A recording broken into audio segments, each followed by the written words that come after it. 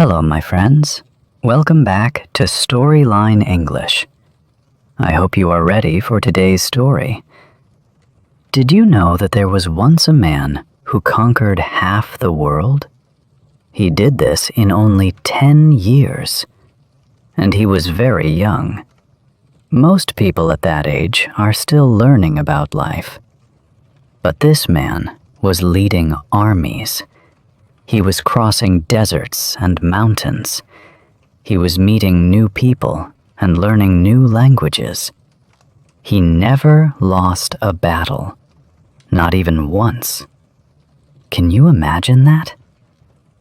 Some people say he was a hero. Some people say he was too ambitious. But everyone agrees on one thing.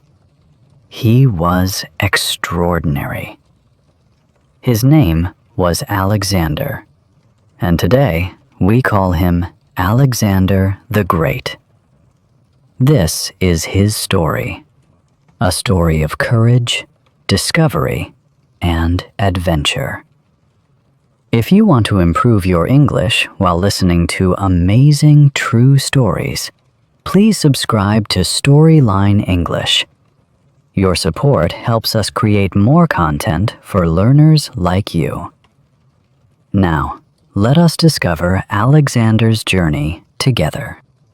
Alexander was born in the year 356 before Christ. This was a very long time ago. He was born in a place called Macedonia.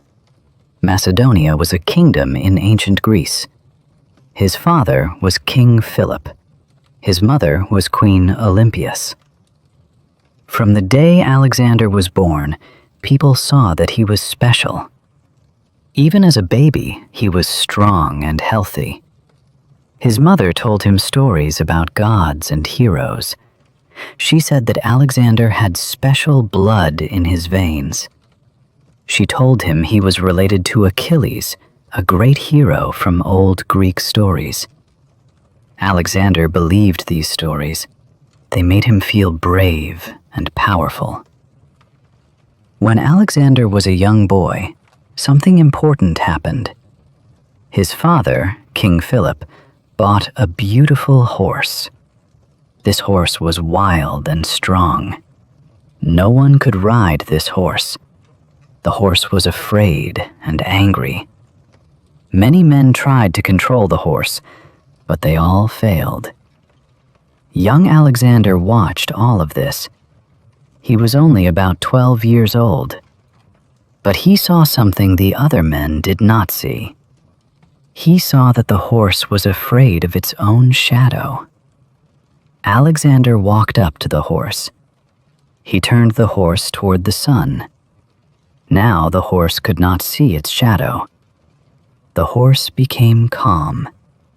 Alexander climbed on the horse and rode away. Everyone was amazed. King Philip was so proud. He said to Alexander, "My son, you must find a kingdom big enough for you. Macedonia is too small." The horse's name was Bucephalus. This horse stayed with Alexander for many years. They traveled the world together. Alexander had a special teacher. His name was Aristotle. Aristotle was one of the greatest thinkers in history. He taught Alexander many subjects. He taught him philosophy, which means the love of wisdom. He taught him science and medicine. He taught him about plants and animals. He taught him poetry and art. Alexander loved learning. He always carried books with him, even when he went to war. His favorite book was the Iliad. This was an ancient story about heroes and battles. Alexander read this book many times. He wanted to be like the heroes in the story. Aristotle taught Alexander for 3 years. These 3 years changed Alexander's life. They gave him knowledge and curiosity about the world. When Alexander was 16 years old, his father went away to fight a war. King Philip left Alexander in charge of Macedonia.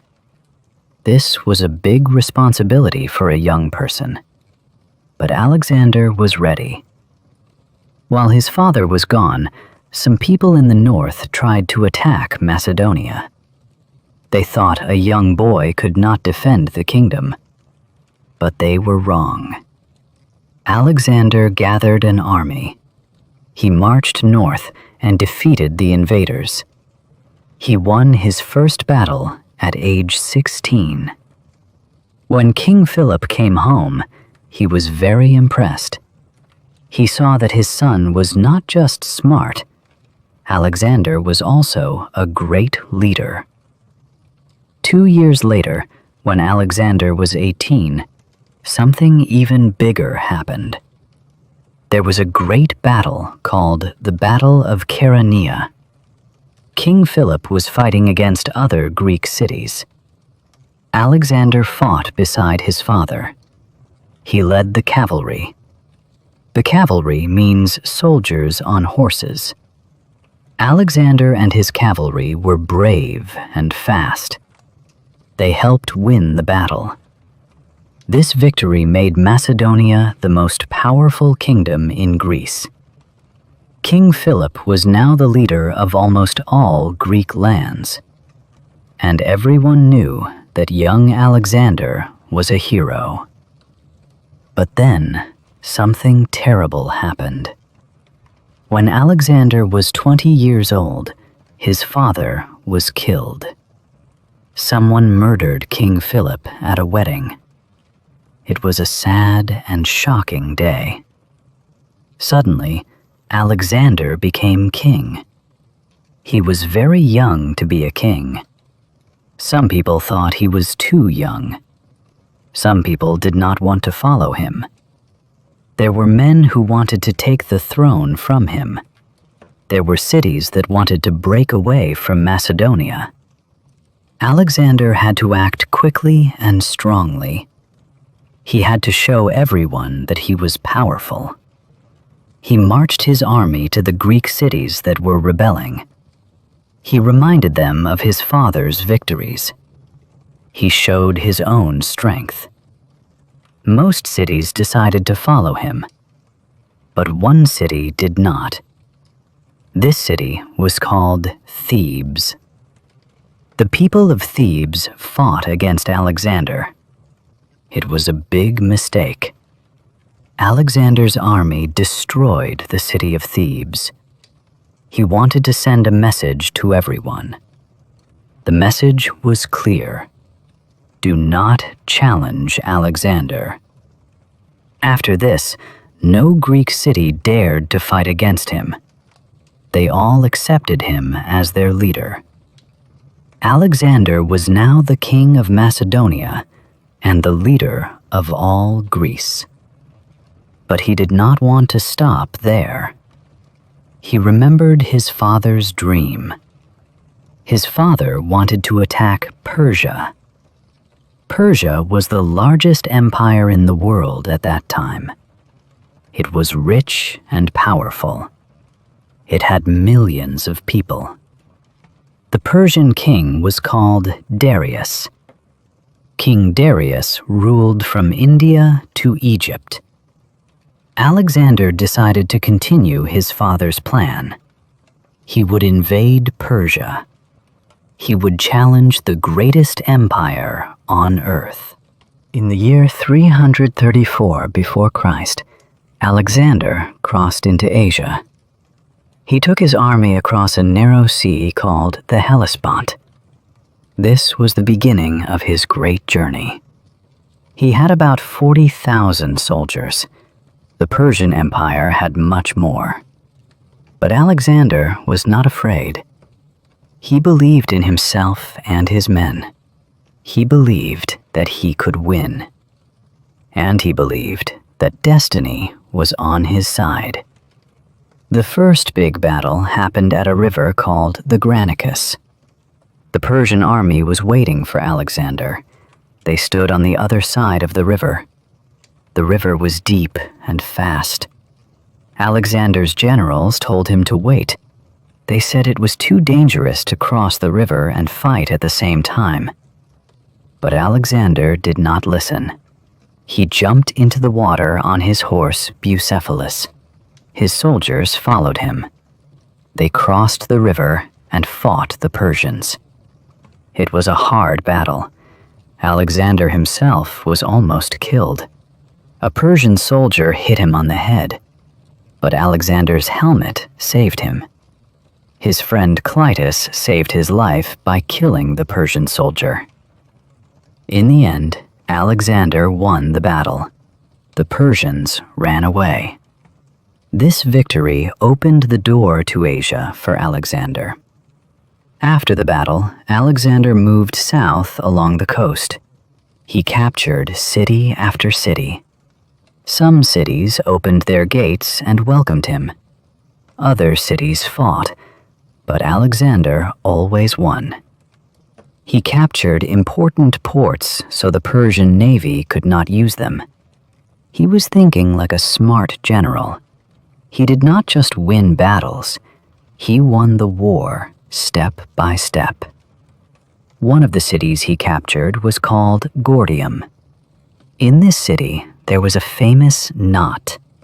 It was called the Gordian knot. This knot was very complicated.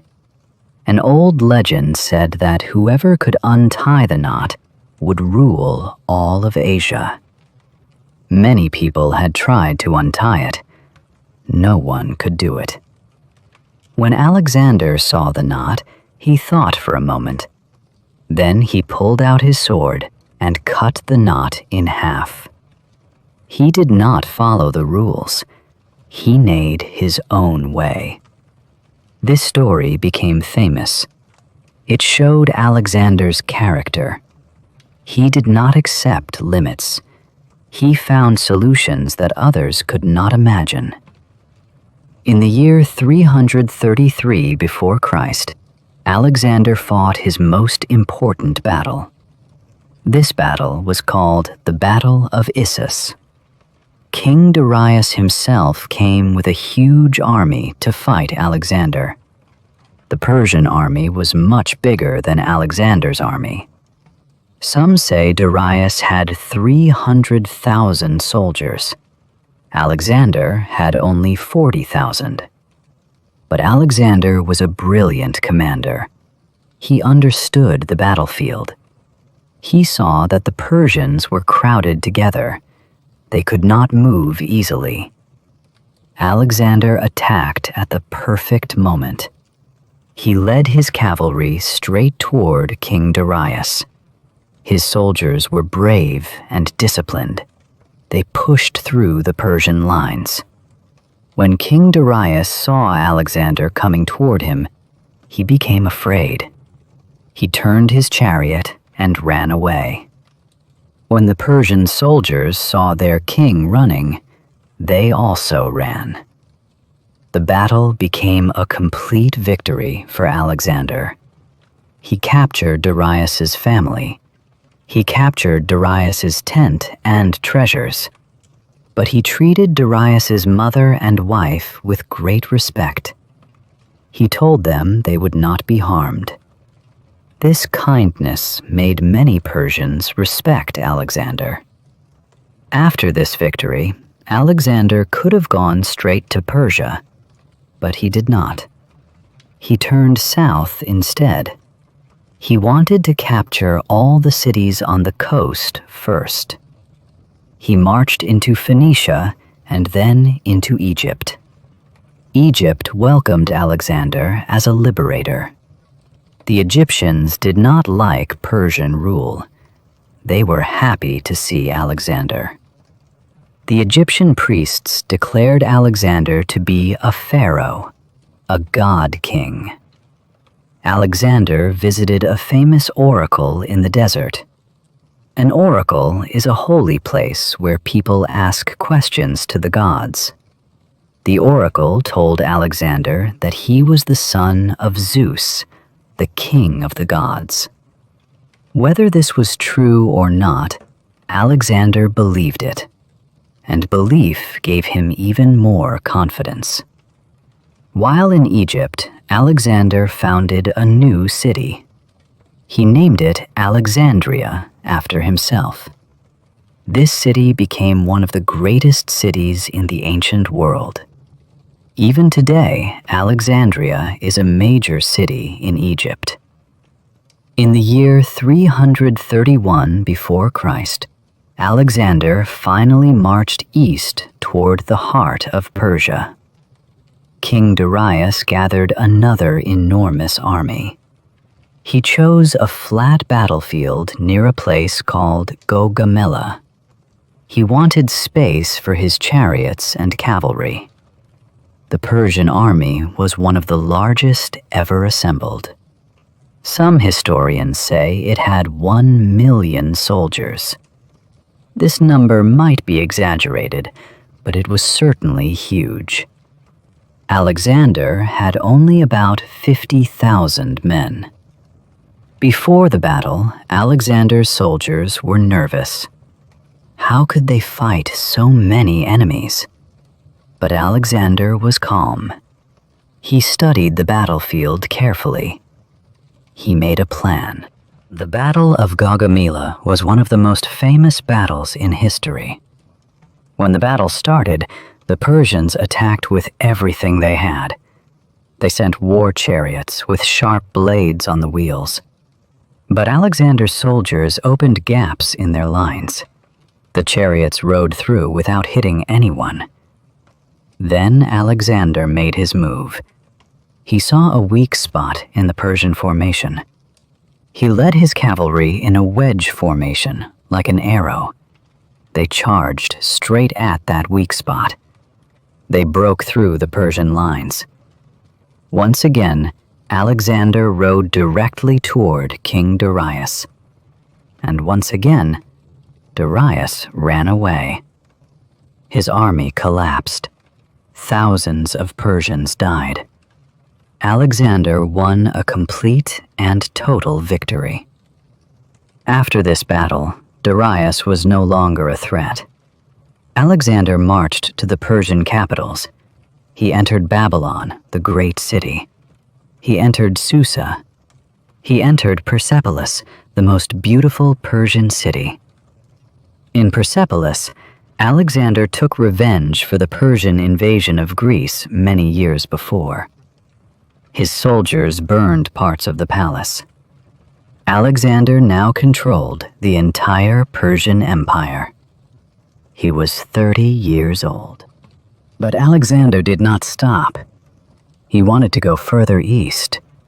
He wanted to reach the edge of the world. He marched his army through mountains and deserts. He crossed into what is now Afghanistan and Pakistan. He fought against mountain tribes. He founded more cities named Alexandria. He kept moving forward. Some of his soldiers were tired. They had been marching for years. They wanted to go home. But Alexander kept pushing them onward. In India, he fought against King Porus, an Indian king with war elephants. The Battle of the Hydaspes River was difficult. Alexander had never fought elephants before, but once again, he found a way to win. He respected King Porus for his bravery. After the battle, Alexander made Porus his ally. But finally, Alexander's soldiers said no. They refused to march any further. They stood at a river in India. Alexander wanted to cross and continue. His men said they could not. They had been away from home for 8 years. They missed their families. They were exhausted. Alexander was angry at first. He went into his tent and refused to speak to anyone for 3 days. But in the end, he had to accept their decision. He agreed to turn back. This was the only time Alexander did not get what he wanted. The army began the long journey home. They marched through a terrible desert. Many soldiers died from heat and thirst. It was one of the hardest parts of the entire journey. Finally, they reached Babylon. Alexander made Babylon his capital. He planned new expeditions. He wanted to explore Arabia. He wanted to improve his empire. But then something happened that no one expected. Alexander became sick. He had a fever. At first, it did not seem serious, but the fever got worse. For 10 days, Alexander fought the sickness.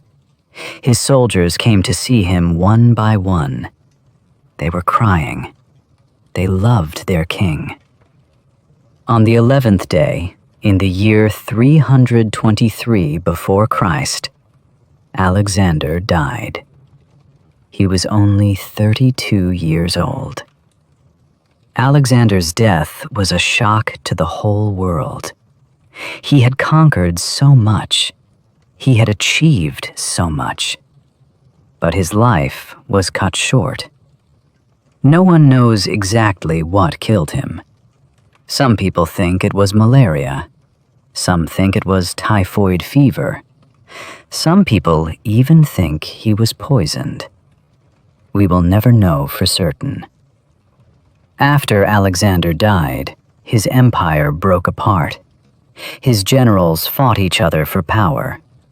The empire was divided into several kingdoms. But even though his empire did not last, Alexander's influence did. He spread Greek culture across Asia. He built cities that became centers of learning and trade. He connected the East and the West in ways that had never happened before. He showed that one person with courage and vision can change the world. Today, more than 2,000 years later, we still remember Alexander. We study his battles. We read about his life. We learn from his successes and his mistakes. He was ambitious, perhaps too ambitious.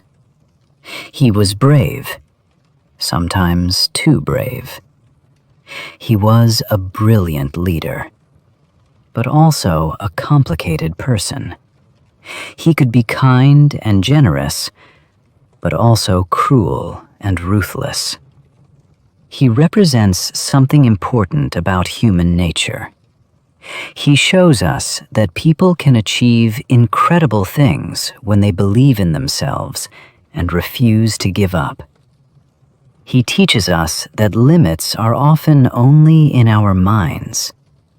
But he also teaches us that even the greatest person cannot live forever.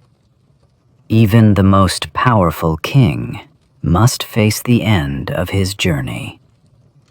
Alexander's story is a story of adventure and discovery. It is a story about dreaming big and working hard. It is a story that has inspired millions of people throughout history. From a young prince in Macedonia to the ruler of the known world, Alexander lived an extraordinary life. He traveled to places no Greek had ever seen before. He met people from different cultures. He learned from them and shared his own knowledge. His journey was not perfect. He made mistakes. He lost friends. He faced dangers. But he never stopped moving forward. That is what made him great. I hope you enjoyed this journey through history with me today. Stories like Alexander's help us learn English, but they also teach us about life, courage, and human achievement. If you found this story interesting and helpful, I would be very grateful if you could like this video. It lets me know that these stories are valuable to you. And if you want to hear more stories from history, told in simple English that is perfect for learning, please subscribe to this channel. Every subscription helps us create more content for English learners like you. You can also leave a comment below. Tell me what you think about Alexander. Was he a hero? Was he too ambitious? I would love to hear your thoughts. Thank you so much for listening today, my friends. I wish you peace and success on your English learning journey. Until next time, keep listening, keep learning, and keep discovering the amazing stories of our world. Goodbye for now.